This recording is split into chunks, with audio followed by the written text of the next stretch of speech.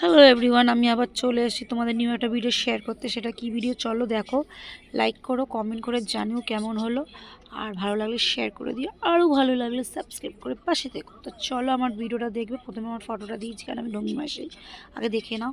এবার চলো ভিডিওটা কিসে। তা সকালবেলা তোমাদের তো জানিয়েছিলাম যে অফিসের টাইমে অফিসের সামনে আমার একটা মন্দির আছে। তা এখানে আমি জল ঢেলেছি সন্তানের নাম করে, যেটা হচ্ছে নীলষষ্ঠী পুজো। তা তোমরা তো মায়েরা অনেকেই নীলষষ্ঠী করেছো, আর দাদারা ভাইরা তো সবাই জানে আজকে নীলষষ্ঠী। সবাইকে নীলষষ্ঠীর শুভেচ্ছা জানালাম।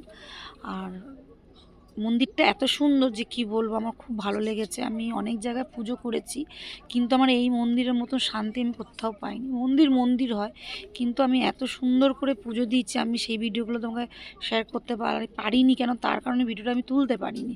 কেন, ওখানে সেরকম তো আমার কেউ চেনাশোনা নেই যে আমি আমার ভিডিওটা তুলবে। তো যাই হোক, তোমাদের একটা আমি শেয়ার করলাম।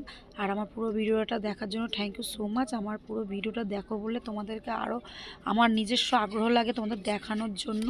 কেন, আমার পুরো ভিডিওটা দেখো, খুব ভালো লাগে। আমার পুরো ভিডিওটা তোমরা যে দেখো খুব ভালো লাগে।